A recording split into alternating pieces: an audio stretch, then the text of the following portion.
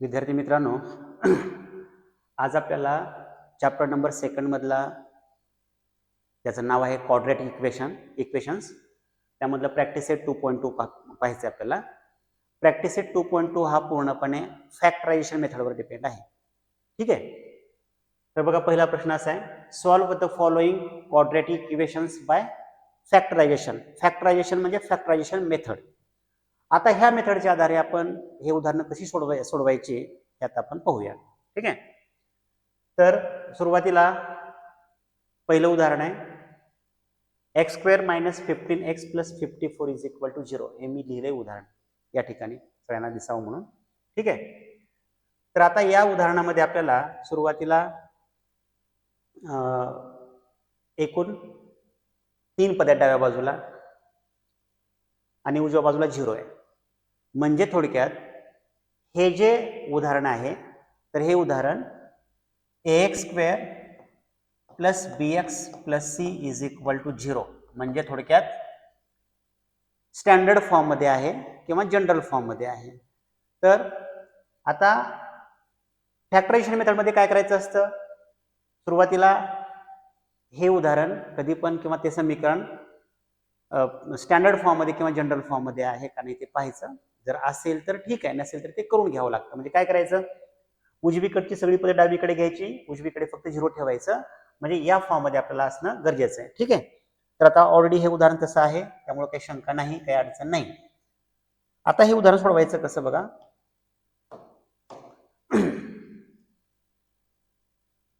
शेवटचं पद बघा, हे पहिलं पद आहे x², दुसरं पद आहे -15x आणि थर्ड टर्म आहे, तिसरं पद आहे 54.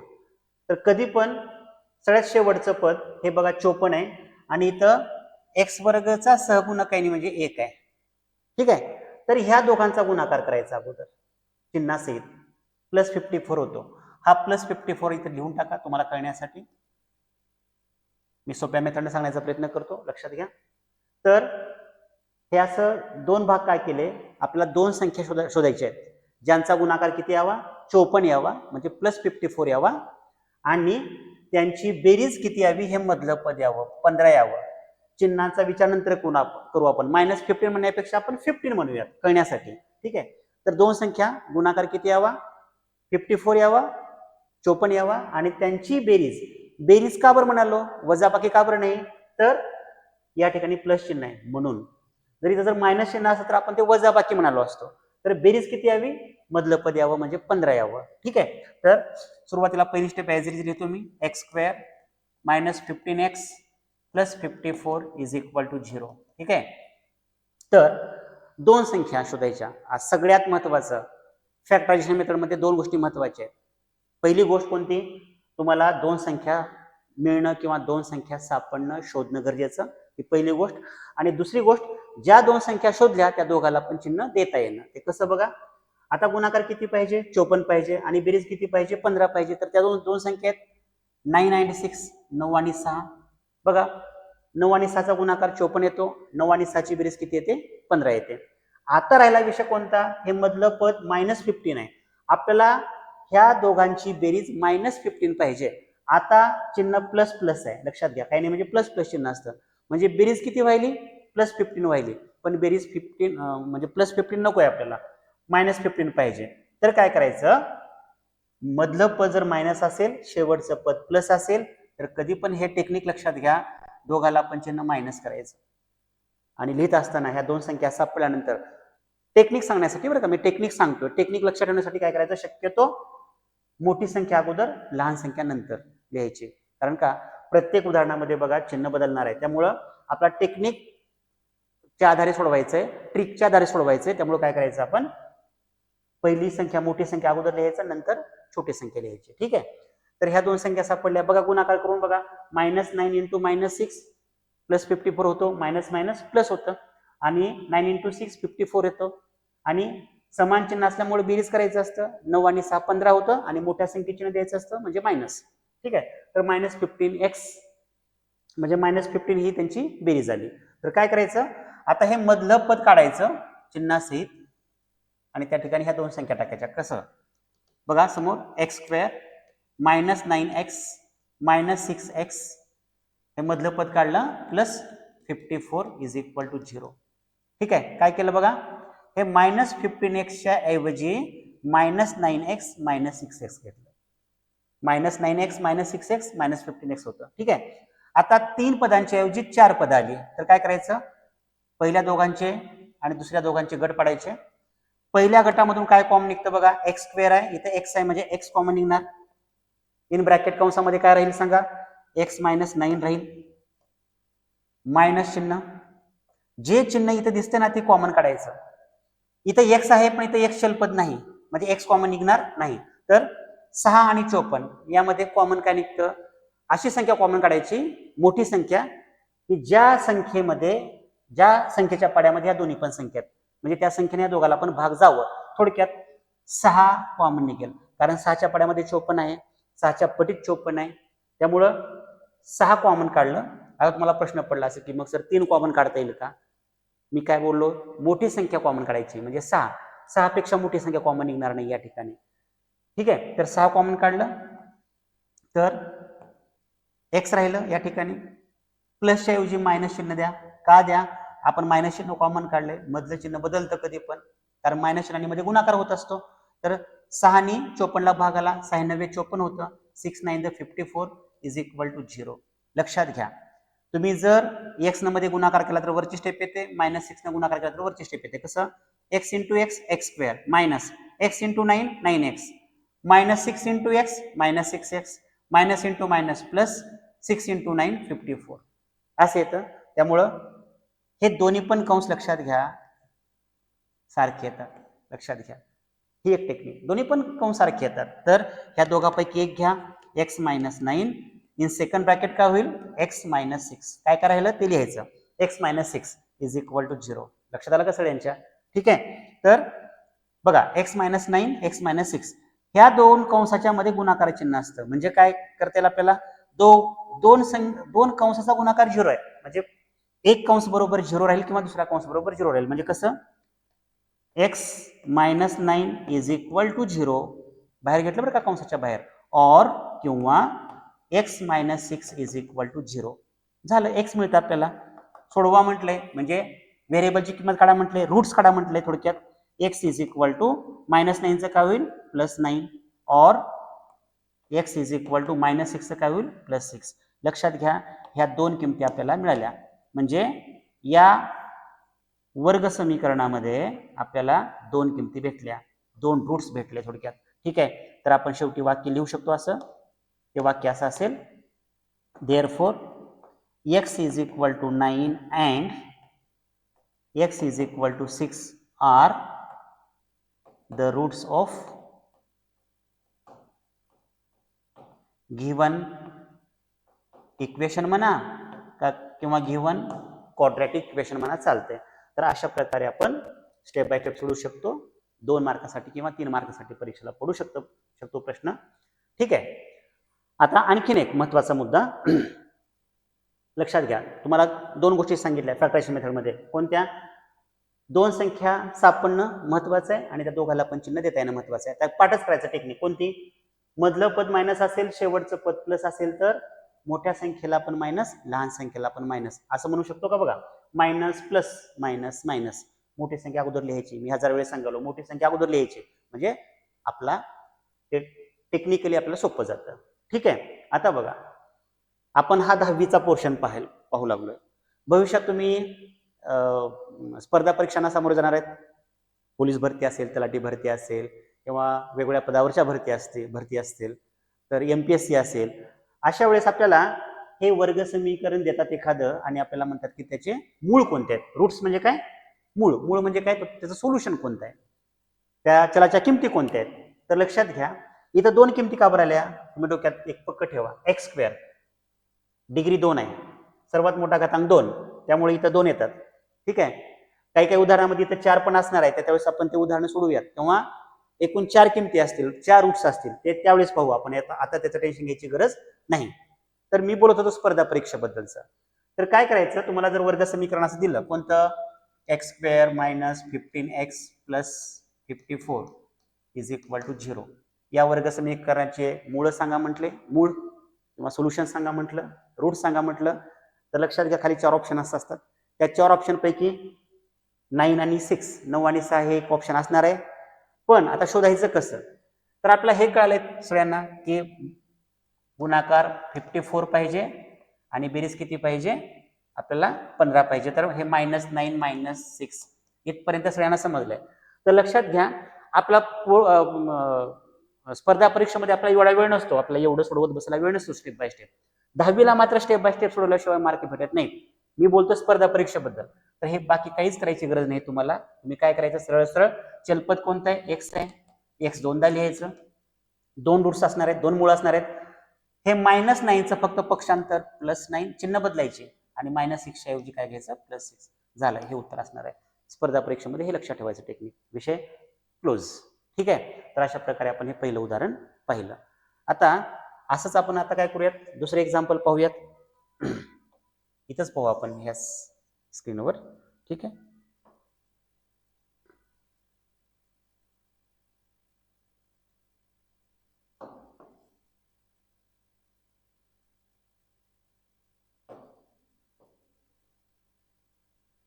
दुसरं उदाहरण कोणतं आहे बघा? सेकंड एक्झाम्पल आहे. ते आहे x² + x - 20 = 0. पहिली स्टेप ॲज इट इज लिहितो मी. समोर बघा सगळेजण. x² + x - 20 = 0. परत हे जनरल फॉर्म मध्ये किंवा स्टँडर्ड फॉर्म मध्ये आहेच, त्यात काही शंका नाही. चला मग आता आपण पाहिलं कसं सोडवायचं. आता हे एक आहे इथं 20 आहे, म्हणजे गुणाकार किती यावा? -20 यावा. हे चिन्ह मायनस 20 म्हणू आपण तात्पुरतं करण्यासाठी. 20 गुणाकार यावा आणि त्यांची वजाबाकी किती यावी? इथं काही नाही, म्हणजे 1 असतो सहगुणक. लक्षात घ्या 1 असतो. गुणाकार 20 यावा आणि त्यांची वजाबाकी किती यावी? 1 यावी. गुणाकार 20 वजाबाकी 1. अशा दोन संख्या कोणत्या? तर 5 and 4, 5 आणि 4. लक्षात घ्या 10 आणि 20 या दोघांचा पण गुणाकार किती येतो? 10 आणि 2 या दोघांचा गुणाकार सुद्धा किती येतो? 20च येतो. पण 10 आणि 2 ची वजाबाकी केल्यानंतर किती यायला पाहिजे? किती येतं? 8 यायला पाहिजे. 8 येतं. आपलं किती पाहिजे? पण 1 पाहिजे. त्यामुळं 5 आणि 4 ह्या दोन संख्या घ्याव्या लागतील आपल्याला. तर 5 and 4. आता राहिला विषय कोणता? चिन्ह देण्याचा. लक्षात घ्या पहिल्या उदाहरणामध्ये कसं होतं? मायनस प्लस होतं. तर दोन संख्याला पण आपण चिन्ह काय दिलं? मायनस मायनस दिलं. आता इथं उलट आहे, प्लस मायनस आहे. तर इथं नेहमी लक्षात घ्या जर प्लस मायनस असेल तर प्लस मायनसच द्यायचं चिन्ह. म्हणजे डोक्यात आलं का आता? म्हणजे कसं काही लिहितो मी प्रश्न म्हणजे उदाहरणामध्ये आणि याचं उत्तरातल्या दोन संख्या, प्रश्नातल्या दोन संख्या आणि उत्तरातल्या दोन संख्या. थोडक्यात प्रश्नामध्ये जर मायनस प्लस असेल म्हणजे मधलं पद मायनस, तिसरं पद प्लस असेल, ज्या दोन संख्या शोधल्या त्यापैकी मोठी जी संख्या असते तिला मायनस आणि लहान संख्येला सुद्धा मायनसच. हे लक्षात घ्या. ही पहिली टेक्निक झाली. दुसरा प्रश्न कसा आहे? Plus minus plus minus. इथं पण प्लस मायनस. आता हे प्लस मायनस हे पटकन लक्षात राहते, त्यामुळं असं जास्त टेन्शन घ्यायची गरज नाही. चला सोडवात आहे. कसं होईल? x² + 5x + 5x - 4x. काय केलं?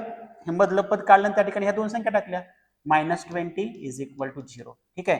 परत दोघांचे गट पाडले. पहिल्या गटातून काय कॉमन निघेल? x कॉमन निघेल. काय राहतं? x + 5.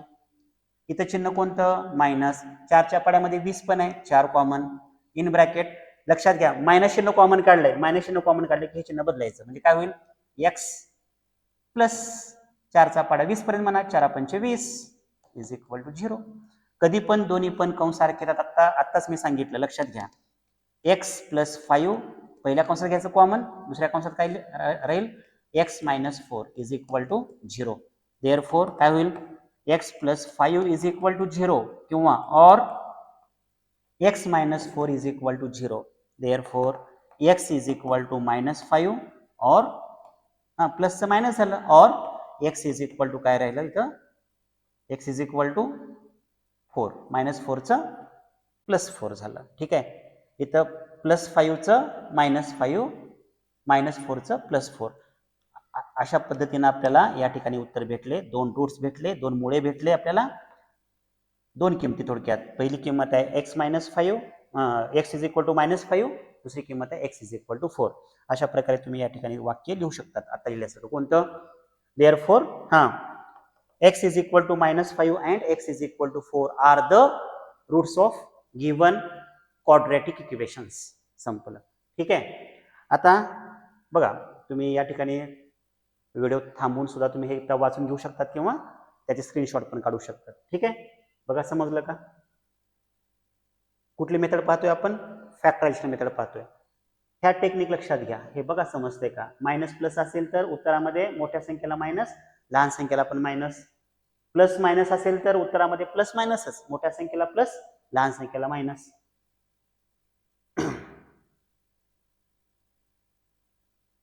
म्हणजे कसं येतं बघा, प्लस इंटू मायनस, -5 इंटू 4 20 आलं, आणि चिन्ह भिन्न असल्यामुळं वजाबाकी आणि मोठ्या संख्येचं चिन्ह, 5 मधून 4 गेले 1 +1. ठीक आहे. अशा प्रकारे तुम्ही असं हे जर सोडवलात ना, तुम्हाला सोपं जाईल. म्हणजे असं 2 संख्या कसं आल्या ते लक्षात पण येईल आपल्याला. ठीक आहे. आणि हे 2 संख्या सापडल्या की तुम्हाला मांडता पण येईल. ओके. चला पुढचं उदाहरण पाहू आपण.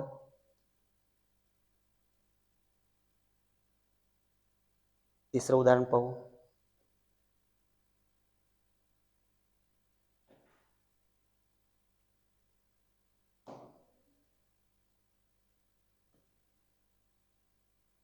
हे उदाहरण थोडं वेगळं आहे. 2y² + 27y + 13 is equal to 0.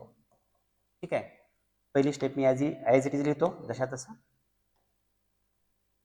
2y² + 27y + 13 is equal to 0. आता लक्षात घ्या, परत या ठिकाणी चिन्हांचा बदल आहे. पहिल्या उदाहरणामध्ये मायनस प्लस होतं, दोघाला पण आपण मायनस मायनस दिलं. दुसऱ्या उदाहरणामध्ये प्लस मायनस होतं, इथं पण प्लस मायनस घेतलं. हे फक्त लक्षात ठेवा टेक्निक. ठीक आहे. आता इथं मात्र काय, दोन्ही पण प्लस प्लस आहेत. तर लक्षात घ्या, प्लस प्लस जर असेल ना, तर दोघाला प्लस प्लसच द्यायचं. मोठ्या संख्येला पण प्लस, लहान संख्येला सुद्धा प्लसच. ठीक आहे. तर अशा प्रकारे आपण हे तिसरं उदाहरण पाहूयात. आता बघा, इथं मात्र हे तिसरं उदाहरण थोडं वेगळं का बरं आहे? पहिल्या 2 उदाहरणामध्ये काय होतं, वर्गीय पदाचा म्हणजे पहिल्या पदाचा सहगुणक 1 होता, दुसऱ्या पण उदाहरणामध्ये वर्गीय पदाचा सहगुणक 1 होता. म्हणजे वर्गाचं पद त्याचा सहगुणक 1 होता. इथं मात्र 2 आहे, 2 आहे. आता काय होईल, या ठिकाणी ह्या 2चा आणि ह्या 13चा गुणाकार करायचा. तो गुणाकार काय येईल, 13 × 2 = 26 + 26, चिन्ह प्लसच. लक्षात आलं का? सांगा, गुणाकार 26 यावा आणि बेरीज का वजाबाकी? बेरीज किती यावी? 27 यावी. 2 संख्या, गुणाकार 26, बेरीज 27. 2 संख्या आहेत, 26 आणि 1च. बघा, 26 × 1 = 26च, आणि बेरीज करा, 26 आणि 1 = 27 होतं. 2 संख्या सापडल्या पाहिजेत आणि त्याला चिन्ह देता आलं पाहिजे. आता मी चिन्हाबद्दलचं टेक्निक तुम्हाला सांगूच लागलोय तुम्हाला. ठीक आहे. त्या 2 संख्या मात्र तुम्हाला शोधता आल्या पाहिजेत. ठीक आहे. तर ह्या दोघाला पण चिन्ह प्लस प्लस. बघा, लक्षात घ्या, प्लस इंटू प्लस प्लसच. 26 × 1 26, आणि इथं समान चिन्ह आहेत. गुणाकार तर 26 आलाच. आता समान चिन्ह असल्यामुळे बेरीज करतात आणि मोठ्या संख्ये चिन्ह 26 आणि 1 27 + 27. ठीक आहे. सोडूयात आपण आता याला. कसं 2y², चलपद y आहे बरं का, 2y² प्लस, आता हे मधलं पद काढा आणि हे 2 संख्या टाका इथं, 26y + 1y. 1y लिहिण्यापेक्षा तुम्ही y पण लिहू शकतात. एक असतो सहगुणक, + 13 इज इक्वल टू 0. ठीक आहे. इथं 1 आहे असं समजा. आता परत दोघांचे गट, मी मुद्दाम अंडरलाईन करायला दोघांचे गट. ठीक आहे. आता मात्र इथं y² आहे, y आहे, y कॉमन येणार, त्यात काही शंका नाही. पण इथं 2 आहे, इथं 26 आहे. कॉमन काय निघेल, 2 आणि y कॉमन निघेल. काय करायला, इथं 2 कॉमन निघाल्यामुळे काही अडचण नाही, इथं 2 राहणार नाही. y² पैकी y कॉमन आहे, त्यामुळे y राहिले या ठिकाणी. y प्लस 2चा पाडा 26 पर्यंत, किंवा 2 न 26 ला भागाला 13 येतं, 13. y लिहायची गरज नाही, कारण y तर कॉमन आहे. काय राहिलं, y + 13 राहिलं. आता हे आपलं आलेख करण्यासाठी काय करायचं, 2y न मध्ये गुणाकार करायचा, कारण इथं गुणाकाराचे चिन्ह असते. 2y × y, 2y², वरची स्टेप येते बघा, प्लसला प्लस, 2y इंटू 13, 2 गुणिले 13 26 आणि y ला y प्लस. आता मात्र इथं प्लसला प्लस, इथं लक्षात घ्या y पण कॉमन निघत नाही, 13 पण कॉमन निघत नाही. काहीच कॉमन निघत नसल्यानंतर एक कॉमन असतं, लक्षात घ्यायचं. म्हणजे इथं एक होताच ना, एक कॉमन निघतंय. काहीच कॉमन निघत नसल्यानंतर एक कॉमन काढायचं. राहिलं काय मग, इथं ॲज इट इज राहतं जशा तसं, y plus 13 is equal to 0. का चिन्ह का बरं बदललं नाही, प्लस चिन्ह कॉमन काढल्यामुळे बदललं नाही. कधी चिन्ह बदलतं मधलं, पुढचं चिन्ह कधी बदलतं, मायनस चिन्ह कॉमन काढल्यानंतर. लक्षात आलं का, आपण पाठीमागे 2 उदाहरणं पाहिले बघा आता तसं. आता इथं मात्र काही अडचण नाही, तर दोघांपैकी एक y plus 13 in second bracket काय 2y plus 1 is equal to 0. Therefore काय म्हणता येईल आपल्याला, y plus 13 is equal to 0 और 2y plus 1 is equal to 0. Therefore y is equal to काय होईल, प्लस 13चं मायनस 13 पक्षांतर केलं, और 2y is equal to plus 1चं काय होतं -1 आणि मग y बरोबर काय होतं -1/2. इथं जर भाग जात असेल तर भाग घाला, पण इथं अपूर्णांकात भाग जात नाही, त्यामुळे ते उत्तर कायम राहील तसंच. तर काय आलं, पहिली किंमत आली -13, दुसरी किंमत आली -1/2. ठीक आहे. आता आपण स्पर्धा परीक्षेचा विचार करू. ठीक आहे. आता बघा ह्या दोन संख्या सापडल्या होत्या आपल्याला. ठीक आहे. तर चलपद कोणतं आहे, y आहे. दोनदा लिहिलं y. हे चिन्ह बदला -26, हे चिन्ह बदला -1. पण हे उत्तर नाही. का बरं नाही, कारण इथं सहगुणक 2 होता की नाही, तर 2 न भाग घालायचं. भाग घाला, 2 1 द 2, 2 1 द 2, 2 3 द 6 आणि संपला विषय. y इज इक्वल टू काय आलं -13 आणि y इज इक्वल टू -1/2. बघा हेच उत्तर आले की नाही.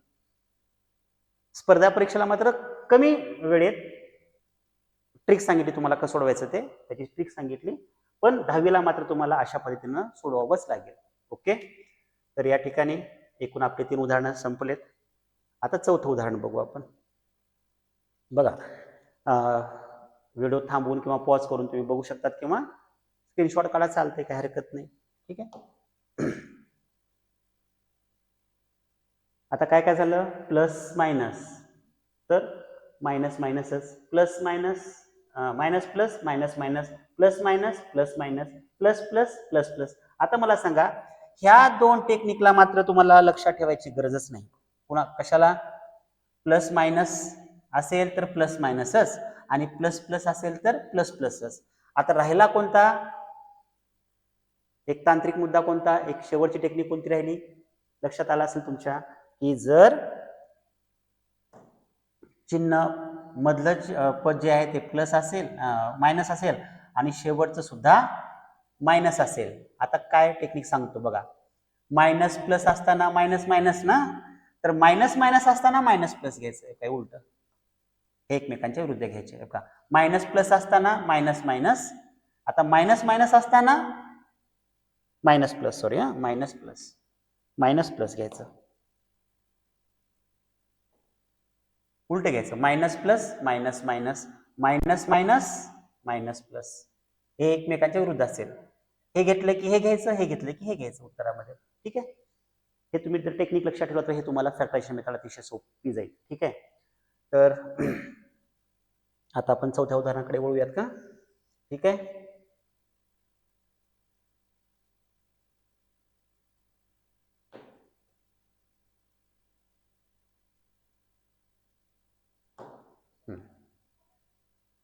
चौथं उदाहरण काय बघा, 5m² is equal to 22m plus 15. आता या उदाहरणामध्ये छोटासा काय बदल आहे ते बघा.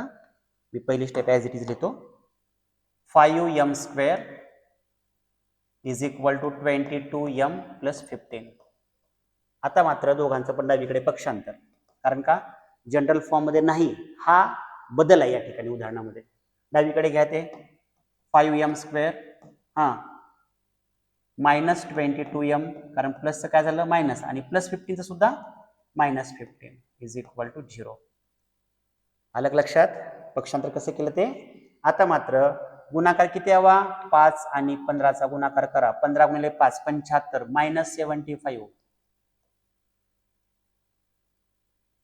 चिन्ह मायनस 15 5 75 म्हणजे 75 गुणाकार यावा म्हणून आपण आणि त्यांची वजाबाकी किती यावी 22 यावी अशा दोन संख्या गुणाकार 75 वजाबाकी 22 तर त्या दोन संख्या आहेत 25 आणि 3 नेहमी लक्षात घ्या मोठी संख्या अगोदर लिहा लहान संख्या नंतर लिहा म्हणजे आपल्या ह्या टेक्निक्स लक्षात राहतील व्यवस्थितपणे आणि सोपं जाईल उदाहरण काही नाही तुम्हाला फक्त अडचण कुठे येणार आहे बघा प्लस मायनस असेल तर प्लस मायनसच प्लस प्लस असेल तर प्लस प्लसच फक्त अडचण कुठे आहे तर इथं आहे यासाठी पण मी तुम्हाला काय सांगितलं मायनस प्लस असेल तर मायनस मायनस आणि मायनस मायनस असेल तर मायनस प्लस उलट घ्यायचं काही असं व्हाईस वर्सा घ्यायचं ठीक आहे आता बघा इथं मायनस मायनस आहे की नाही मायनस मायनस आहे आता काय घ्यायचं मग मोठ्या संख्येला मायनस लहान संख्येला प्लस आता बघा करून गुणाकार करा -75 येतो 25 75 आणि गुणाकारामध्ये चिन्हांचा सुद्धा गुणाकार होतो मायनस प्लस मायनस ठीक आहे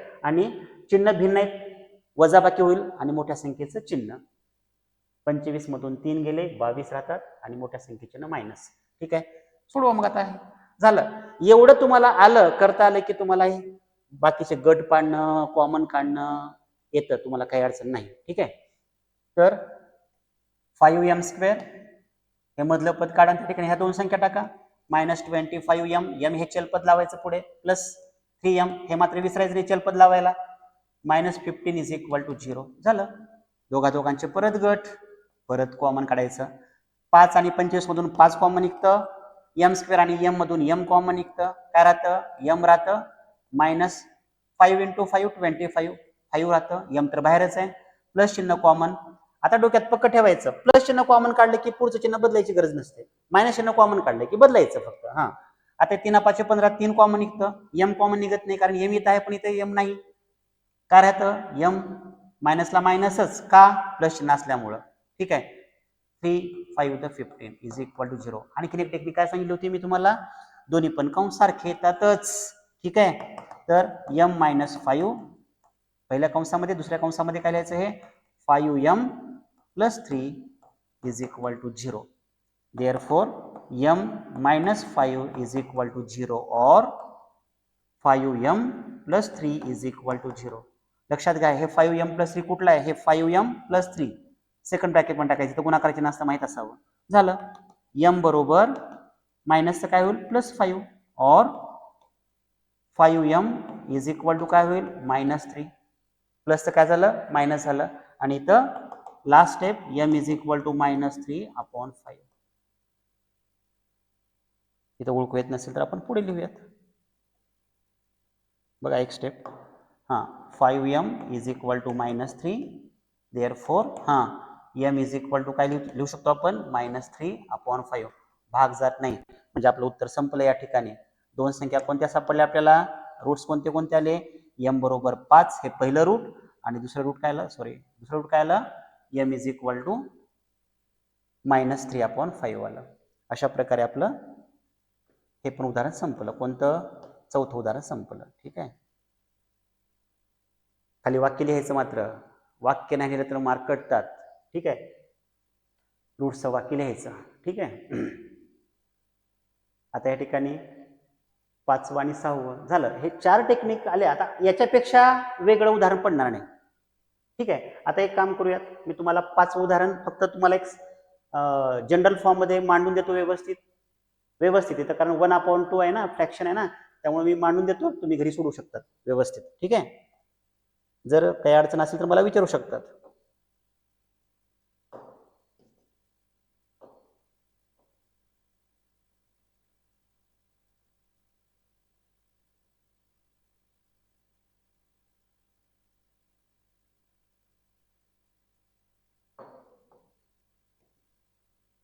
हे 5वं बघा कसं आहे ते उदाहरण 2x² - 2x + 1/2 = 0 आपलं टेन्शन कुठलं येतं हे अपूर्णांकात आले की आपल्याला अवघड वाटतं उदाहरण असं पण सोडू शकतो पण थोडं सोपं करून सांगतो म्हणजे काय होईल तुम्हाला वर्ग समीकरण तयार करून देतो कसं 2x² - 2x + 1/2 = 0 व्यवस्थित मांडून देतो तुम्हाला आता एक काम करा सुरुवातीला +1/2चं पक्षांतर करा, काय होतं -1/2 म्हणजे सोपं जाईल. 2x² - 2x is equal to 0 लिहायची गरज नाही, प्लसचं काय होईल -1/2. आता एक काम करा, हे 2 भागाकारात आहे त्याचं पक्षांतर डावीकडे करा, गुणाकारात येईल, म्हणजे इकडं कसं 2 in bracket 2x² - 2x is equal to करायला फक्त -1 राहिलं. कळलं का? हे 2चं पक्षांतर इथे केलं आपण, 2 करा गुणाकार, काय होईल 4x² 2 × 2 4x² - 2 × 2 4x is equal to -1 आहे. आता -1ला डावीकडे घ्या, काय होईल 4x² - 4x + 1 is equal to 0. -1चं +1 झालं. गुणाकार किती यावा 4 यावा +4. कशामुळे 4 म्हणायचं, हा 4 आणि इथला 1 4 × 1 4 लक्षात घ्या. आणि गुणाकार 4 यावा आणि बेरीज सुद्धा त्यांची किती यावी 4च यावी. गुणाकार पण 4 आणि बेरीज पण 4, 2 आणि 2 या दोन संख्येत बघा, 2 4 2 × 2 4 आणि 2 2 4च. आता राहिला विषय कोणता, चिन्ह देण्याचा. मायनस प्लस आहे बघा, मायनस प्लस दोघाला पण मायनस मायनस. इथं मात्र दोन्ही पण संख्या सारख्या आल्यामुळे दोन्ही पण रूट सारखे येतात. पुढे तुम्ही सोडवू शकतात आणि तुम्हाला जर समजलं नसेल तर मला तुम्ही विचारू शकता. ठीक आहे, हे एक सोडवा, हे पण सोपंच आहे, 6वं पण सोपंच आहे. बघा ट्राय करा, नाही आलं तर मला कमेंटमध्ये सांगा. आणि विशेष म्हणजे हे आपण जे 6 उदाहरणं म्हणजे 4 उदाहरणं घेतले, 5वं पण जवळपास 50% उदाहरण घेतलेलंच आहे. बाकी तुम्ही करावं हा उद्देश आहे, त्यामुळे तुम्हाला त्या टप्प्यात आणून सोडले मी, अगदी सोप्या टप्प्यात आणून सोडलेलं आहे. 6वं पण सोपंच आहे. ठीक आहे, तर हे सर्व उदाहरणं जर तुम्हाला समजले असतील तर काय करा, लाईक करा, कमेंट करा. आणि विशेष म्हणजे जर तुम्ही ह्या चॅनलला जर नवीन असाल, नवीन व्हिडिओ पाहत असाल तर तुम्ही सबस्क्राईब करायला विसरू नका. हां, ठीक आहे, आपण थांबू बाकीचा भाग पुढच्या व्हिडिओमध्ये.